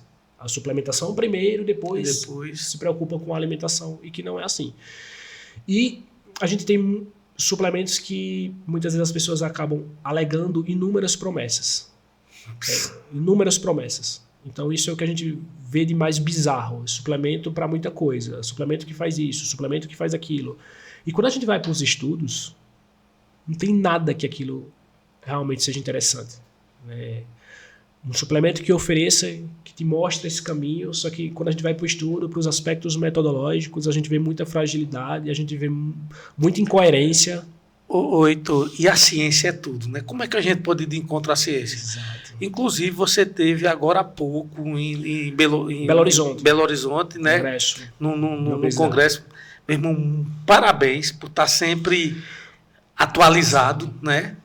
E eu acho que poucos nutricionistas tiveram acesso a essa sua, como é que se diz assim, essa sua iniciativa, né? Sim. O congresso ele é realizado pela Associação Brasileira para o Estudo de Obesidade e Síndrome Metabólica, no caso que eu sou membro, e ele acontece todos os anos. Esse ano foi em Belo Horizonte e aí reúne médicos de várias especialidades, endócrinos, também educadores físicos, nutricionistas, psicólogos. Então são 3 dias bem intensos de atualizações. Uma das coisas importantes que a gente viu lá é justamente sobre o contexto de suplementação. Algumas coisas a gente observou bastante. E não foge muito do que a gente já trabalha na prática, algumas coisas mais pontuais, até porque tem muitas coisas que a ciência vem avançando muito em relação em termos de tratamento, em termos de muita coisa. E vimos outras questões envolvendo alguns outros tipos de tratamentos, envolvendo a questão do sono. Foi uma das coisas que eu mais vi, que, como eu falei, se a gente for debruçar sobre sono, das dificuldades, né, foi muita coisa que a gente observou lá, e é uma visão completamente diferente. Só que a gente sabe que muitas vezes a realidade de um tratamento para uma região um pouco mais carente é mais complicada. Né? Quando a gente pega as ferramentas que a gente vê lá fora e se a gente pudesse aplicar aqui para uma realidade, é completamente diferente. Então o que é que a gente faz? A gente tenta adaptar as situações, que acaba sendo mais interessante. A gente, claro, tem a ciência como base, sim. E a gente vai tentando afunilar aquilo que seja mais interessante para aquele paciente que está na nossa frente, diante das condições que ele tem ali no momento. A gente está chegando aqui ao final, mas Daniel, aí mais uns 10 minutinhos, viu? Vamos lá aqui. Os suplementos e as dúvidas a gente... Sorteio também, né? Sim, tem o sorteio. Tem um sorteio aí, hein? Tá preparando aí, meus amores, sorteio. Tem mais participação dos nossos telespectadores. Me dê aqui, para a gente não deixar nenhum sem a participação devida, né? Ficar nos aguardando até agora, né, Heitor? Excelente. Mas, então, vamos lá. Olha. Fatores comportamentais da alimentação e dificuldades do cotidiano, motivação, disciplina, ambiente. Como alinhar esses pilares a essa vida tão agitada, tão conturbada, tão difícil que nós estamos enfrentando hoje, né? Um cenário completamente diferente, né, Carlos? Preocupante, né? Quando a gente faz um recorte, digamos, no início, além da pré-histórica, se a gente pegar esse recorte de séculos, a gente observa que o cenário ele mudou completamente, né? Antes, os seres humanos, eles caçavam, pescavam, garantiam sua sobrevivência ali durante o dia. Ao final do dia, eles iam dormir, descansar, porque no outro dia era sobrevivência. Hoje os detalhes, se eu não me engano. Né? Nesse período aí. Hoje a gente vê que esse cenário ele mudou completamente. As pessoas elas mal se alimentam durante o dia, devido à rotina do trabalho, o estresse crônico o tempo todo, sobre demandas, sobre exigências. Pressão. Alcançar metas. Enfim. E à noite elas chegam com mais fome. E aí descontam na comida, que é o momento que ela vai sentir prazer e que ela vai chegar e vai dizer, trabalhei muito e eu mereço. E aí recorre justamente a uma fonte de prazer que é o alimento, não tem como desvincular isso. Né? O prazer, alimento, então são coisas conectadas. E é a forma mais fácil e mais prática. Então é muito mais prática para ela ligar para um iFood e comprar qualquer coisa, porque está ali na frente do celular, né? Mais fácil, então ela rola promoções. Então a gente tem contato o tempo inteiro com esses alimentos, essas formas de prazer imediato. Só que isso tem um preço depois. Né? Então a gente vê essa mudança de cenário relacionada a essas alterações e isso cobra. Isso cobra porque você começa a desregular o seu ciclo circadiano, como a gente chama na nutrição. A gente tem isso em estudos, né? A gente tem a crononutrição, cronotempo, nutrição, alimentos, nutrientes, e como isso se relaciona, e como isso se relaciona, e como isso tem um efeito, um impacto, né? O horário que você se alimenta em relação a doenças metabólicas e o quanto que isso influencia. Então, a forma como o seu corpo ele responde às calorias à noite é completamente diferente de como ele responde durante o dia, do ponto de vista de impacto noturno. Eu tenho uma piora da sensibilidade à insulina. Na verdade, eu tenho uma sensibilidade à insulina desorganizada. Eu tenho uma produção de glicose exacerbada. Eu tenho picos insulinêmicos maiores no período noturno. Comparado durante o dia, quando você está se alimentando bem, que você precisa, claro, é o cenário melhor para você desenvolver suas atividades, por exemplo. Então, a gente tem muito isso relacionado. E quanto que essa disrupção circadiana, ela exerce esses impactos metabólicos negativos no organismo. E a partir de então, a gente começa a entender o contexto de outras doenças e por que vão surgindo. Então, organizar esse cenário hoje, é como eu falei, a gente precisa organizar uma coisa de cada vez. A pessoa ela chega no meu consultório, ela quer mudar tudo na vida dela. Olha, eu quero emagrecer, eu quero ganhar massa muscular. Eu vou chegar lá. Eu, minha esposa, Daniel. Eu quero melhorar minha flacidez, eu quero emagrecer, eu quero ganhar massa muscular e quero ser atleta. Assim, um toque de mágica, né? Um toque de mágica. Eu falei, vamos por partes. O que é que a gente tem de prioridade no momento? Quais são as raízes? O que é que a gente precisa trabalhar primeiro? Que a partir de então, depois desse hábito, a gente pode pular para outro.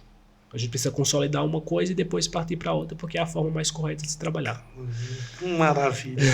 Olha, está com a gente também Genival, Rio Grande do Norte. Isso Cara, aqui, Rio Grande do Norte, irmãozaço. E ele tem uma frase que eu venho usando na minha vida. E, Heitor, vamos usar na nossa, viu? Com certeza. Daniel está usando aqui, Carmen também é a seguinte. Sem Jesus, nem tente. Que isso é tudo. É tudo, é. Genival, meu irmão, um Sem abraço. Jesus, nem tente. Estou com saudade de você, meu irmão. Genival Poeta. Genival Poeta já esteve aqui. Outra figura incrível, poeta encantador. Massa. Entrevista massa. Já mudei a minha quantidade de Visão. água. Deu certo, não foi? Que a ansiedade atrapalha o emagrecimento dele. Se ansiedade. Vê, a ansiedade. Genival também. Né, ele mudou aqui a quantidade de água, outra coisa. A ansiedade muda o quê, mano?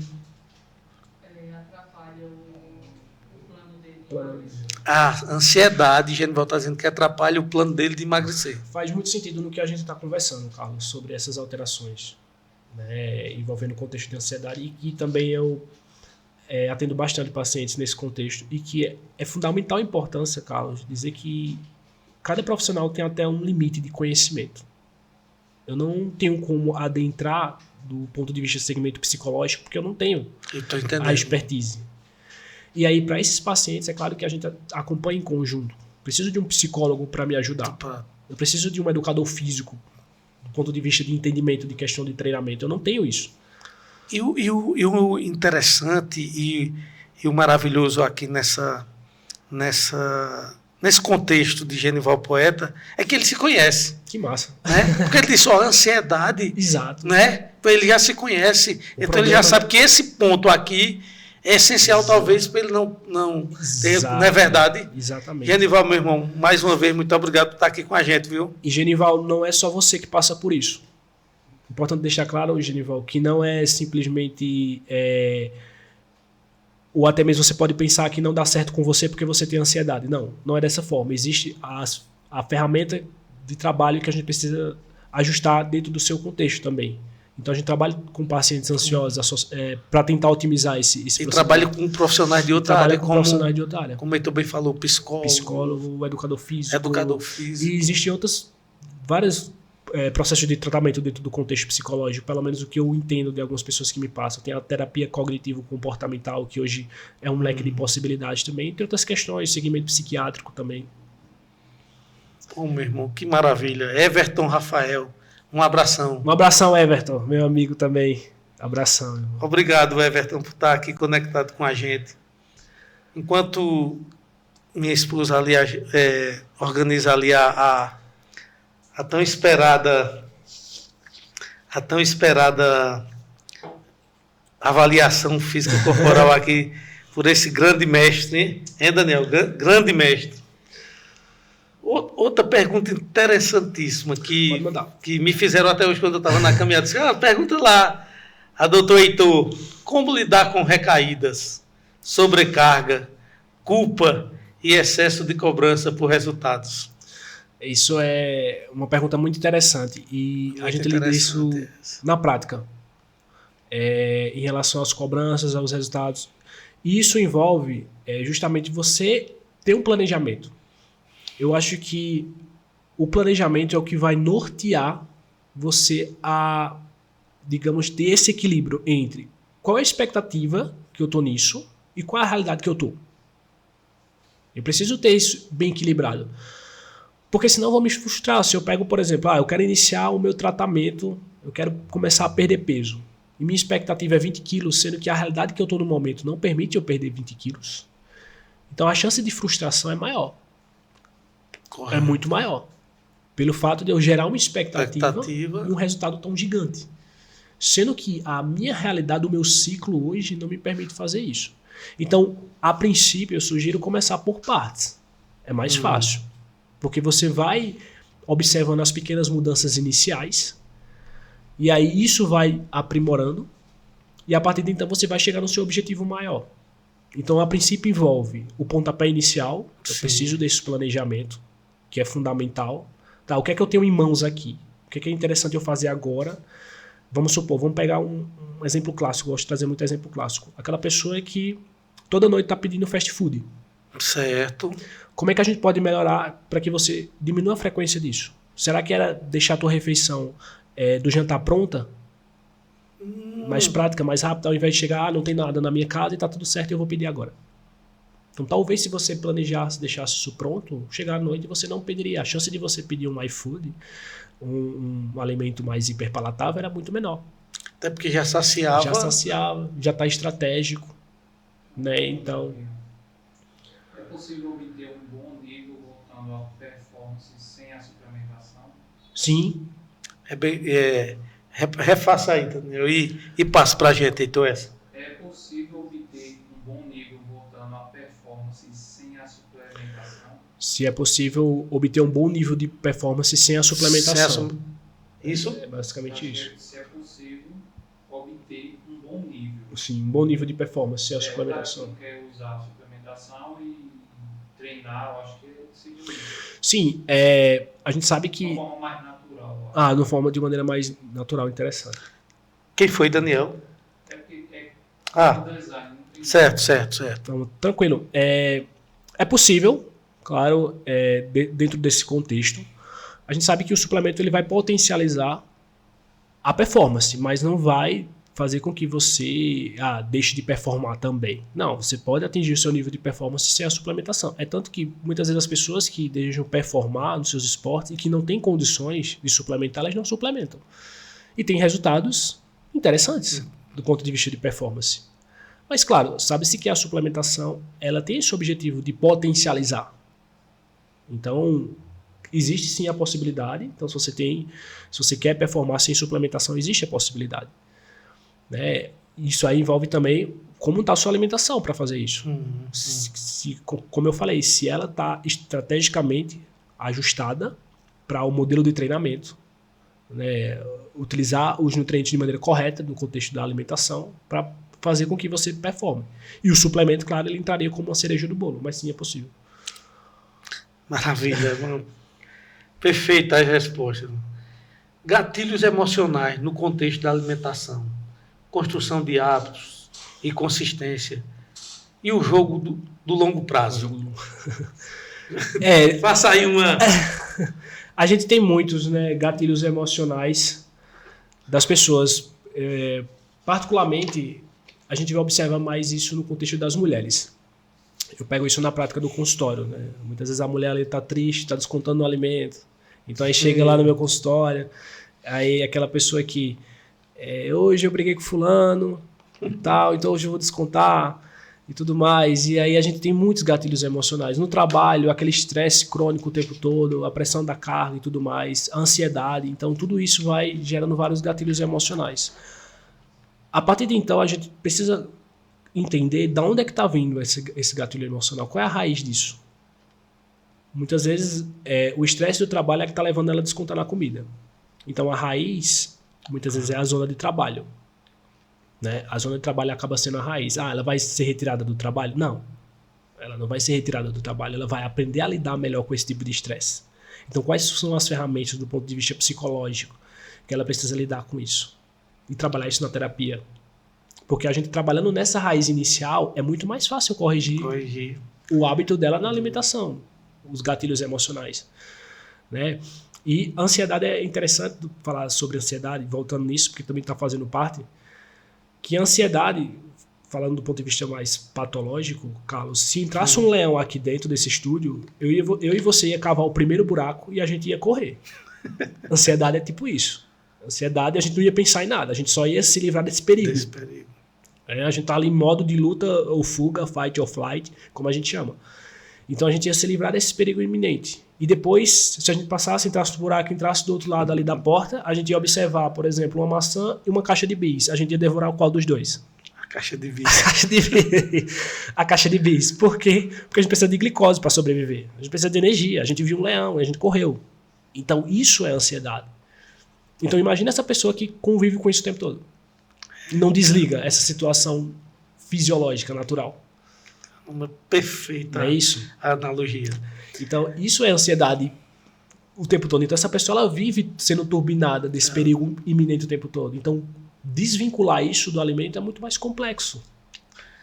Gente, Um abraço para Isaac Fagundes. Isaac Fagundes, meu paciente, um abração. Também. Perdeu 10 quilos, estou muito satisfeito com sua Que massa, que bom, que coisa boa.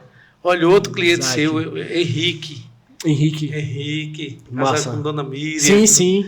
Henrique foi quem foi, meus amores? Isaac Fagundes. Isaac Fagundes, boa noite, muito obrigado por estar com a gente, Isaac. Isaac, eu apenas fui um orientador na sua trajetória, mas sabe que foi você também que é o protagonista do resultado. Sua dedicação, o que você fez, a proposta que a gente criou junto. Então, isso aí realmente é o que, de fato, fez eu chegar nesse resultado. Importante falar sobre isso, né? Que maravilha. Meu irmão, a gente está chegando ao final. No instante passa. No instante passa. A conversa é muito interessante. A gente está chegando aqui ao final, mas na certeza que o podcast Voz em Debate, quero mais, a gente vai querer o seu retorno aqui. Não é, Daniel, não é Carmen, minha esposa. E meu irmão, qual é a sua mensagem que você deixa aí para quem não está nos assistindo? E logo depois a gente vai para o sorteio. Eu primeiramente queria agradecer novamente.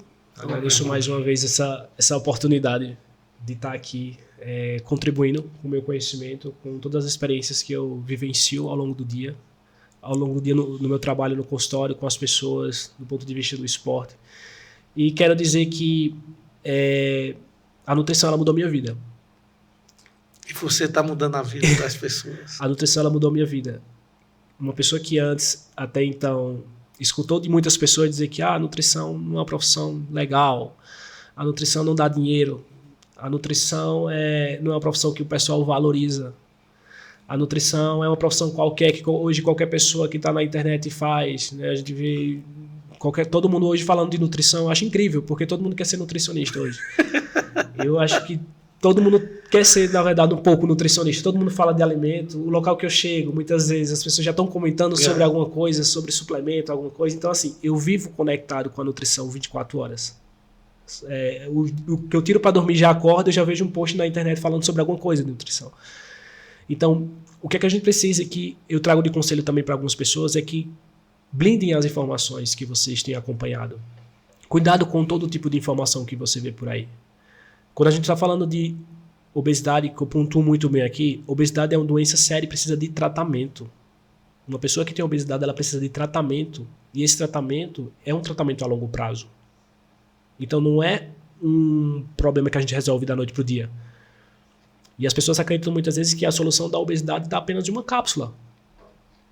E não é bem isso.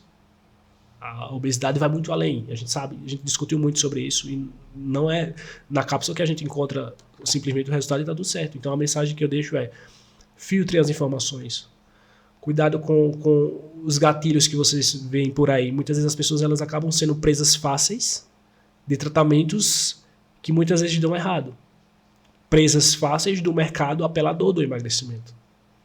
E não é bem dessa forma. Então, filtre essas informações, que isso acaba fazendo a diferença em todos os sentidos. Quero deixar um abraço E parabenizar meu irmão que está completando um ano hoje. Eu não Eita. esqueci isso aqui. Meu irmão Erno, ele está completando um ano hoje, então desde já parabéns, meu irmão. A Erla é uma figura. É, você conhece? Parabéns, Erla. Inclusive, eu parabenizei Sim. ele até nas redes sociais. Outro comentário. Nossa. Pode sim. Isso aqui. Excelente profissional e um jogador mais ou menos. Abraço. Heitor. Caduzão. Eita, meu filho. Mais ou menos, né? Tá certo. Corri muito pra você já, tá? Meu irmão, Mas muito massa. que maravilha ter você aqui. Gente, mais uma vez, muito obrigado, meu Deus, por uma noite tão maravilhosa, tão agradável, com essa pessoa, com esse cidadão, com essa figura, com esse profissional competente e excelente. Né? O compromisso seu, Heitor, com a nossa saúde é impressionante. Só tenho a agradecer. Veio a brilhantar aqui a nossa segunda-feira. Deus, mais uma vez, muito obrigado. Agradecer a todos vocês que ficaram até agora e que vão participar do sorteio. E dizer que na próxima segunda-feira estaremos aqui. Vai ser com o doutor Alexandre Almeida, Sim. advogado. Né? Será uma honra, Alexandre, lhe receber desde já. E muito obrigado, gente. Sem vocês, esse programa não existia. E este convite é para você que tem sua empresa. Junte-se a nós, traga sua marca para o nosso podcast. Vamos crescer junto? Com certeza. Não, eu só finalizando aqui, só mandar um abraço para os profissionais que eu trabalho junto. Sim. E só finalizando aqui, o tempo está curto, mas quero parabenizar os professores de educação física pelo trabalho que eu desempenho com eles. Quero mandar um abraço também para o professor André. Mandar um abraço para o professor Douglas de natação. Sim, meu o professor professor. Douglas. Cara, que ele faz um trabalho incrível, assim. Vai ser convidado. Espero que aceite. Pode convidar, que eu acho que realmente ele tem muito para contribuir. O trabalho que ele faz com a gente lá na natação e o que ele vem potencializando. E, assim, excelente pessoa, excelente profissional e que a gente vem construindo muita coisa junto.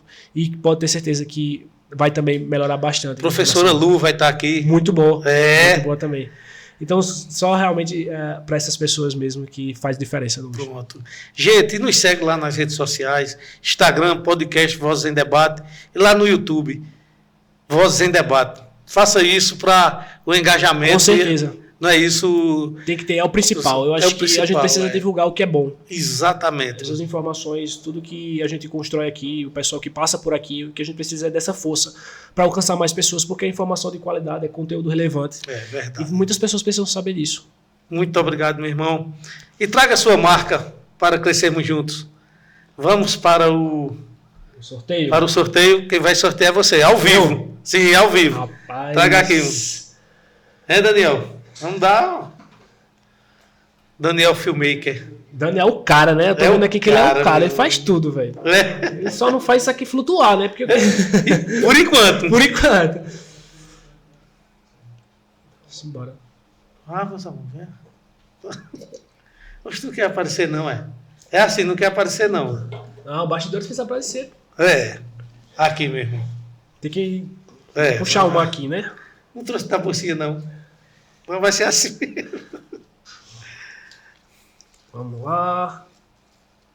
Já mexeu tudo aqui. Vamos lá, vou puxar. Isso aqui. Vai tirar? Pronto.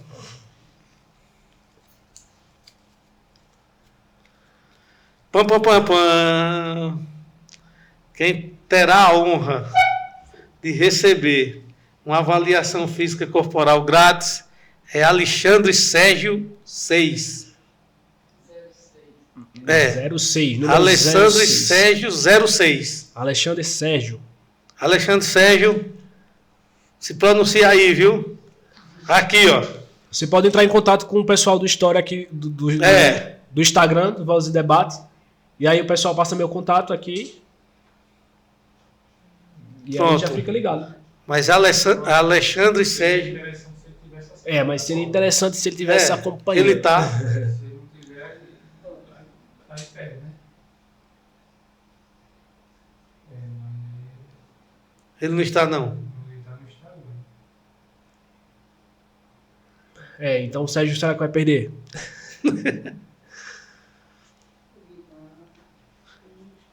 Vamos fazer o seguinte? Se ela aparecer, a gente faz outro. Mas vamos fazer com esse pessoal que estava aqui. Pode ser, pode ser duas. Pode ser, vamos. Pronto, duas. Alexandre.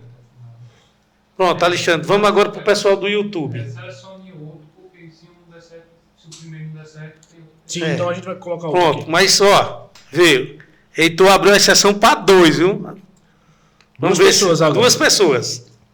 Vamos ver agora Vamos ver que essa pessoa vai estar aí, hein? Veja aí. no YouTube. Vamos lá.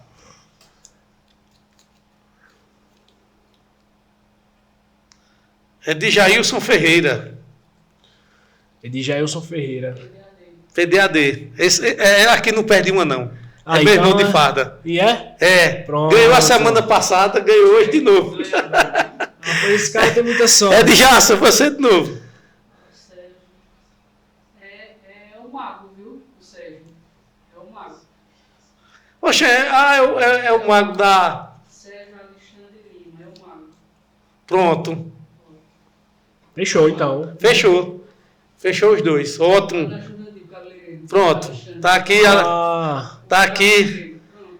Aí, E é de Jaça. Gente, uma boa Uma noite. avaliação. Entre em contato com a gente que eu entro aqui com Isso. meu passando- ilustre e competente nutricionista Heitor Vitor. Show de bola. Gente, fiquem com Deus. Tenham uma noite abençoada, uma semana cheia de paz, de luz, de bênçãos e, acima de tudo, sabedoria.